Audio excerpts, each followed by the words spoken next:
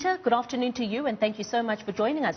I suppose then that's the first question we'll have to pose to you is, what can mining companies do? What role can they play in the fight against the pandemic, given the fact that they've been screening for HIV and tuberculosis over the years?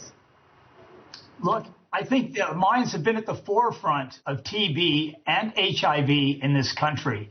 So TB is actually quite similar to what we know about this coronavirus in that it's mainly spread through exhaling through a person's nose or through mouth.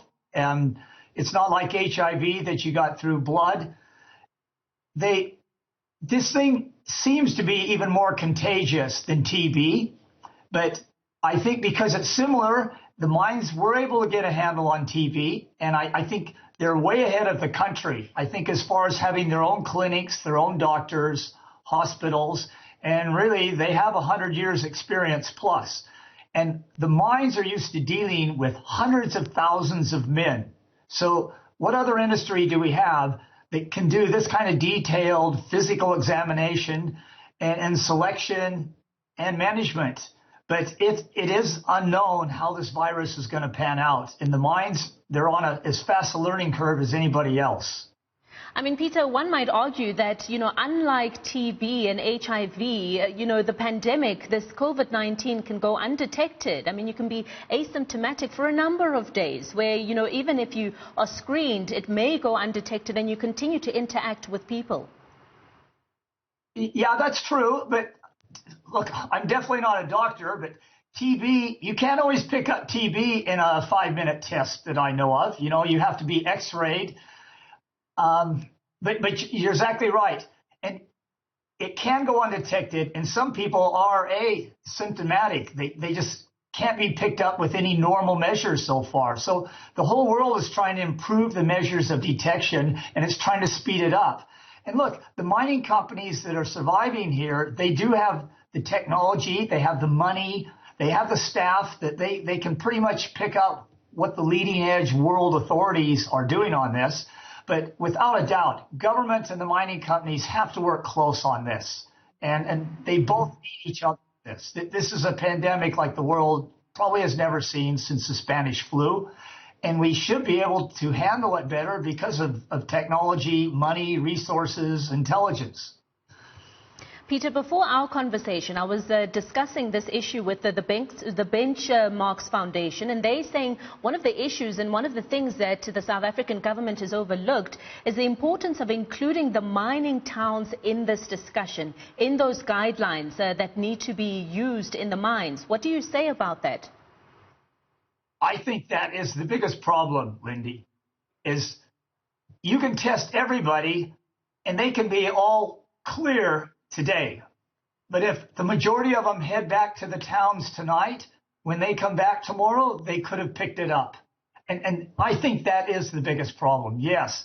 And we know historically the mines, they house the majority of the people in hostels.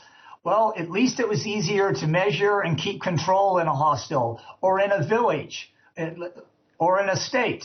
But with people going all different directions, and this is white and black, everybody going home at night, you don't know who they mix with. Do they go straight home? It's a mind-boggling problem here. And no mining company thinks it's going to be easy. They're looking for ways. There's going to be a lot of trial and error experimentation here. Nobody knows really how it's going to pan out. And I understand that you're of the belief that if mining companies are unable to deal with COVID-19, then the government cannot deal with it either. Tell us more about that. Well, I think the mining companies have employed 450,000 people here for over 100 years. So they are used to dealing with their full complement. The government, though, it now has 60 million people to deal with. And maybe 3, 4, 5 million of these people are undocumented. Maybe they're not citizens. Also, there's different townships with millions of people. You've got cities with millions of people. I think there's a lot more interaction amongst people. You don't know if they've got it or not.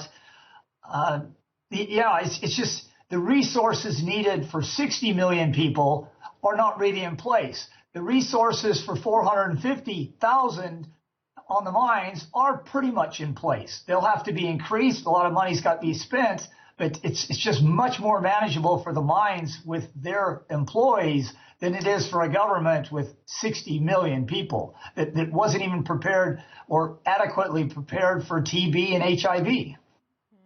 Peter, before we let you go, I just want to know, is it realistic to ask mines to guarantee the safety of workers when it comes to COVID-19, considering that we've got those guidelines that are in place that mines need to operate under, but also considering that outside of the mines, so much is happening, especially in those mining towns? Lindy, I think we need you as an assistant mining minister and health minister. You're so right. I don't think anybody can guarantee that.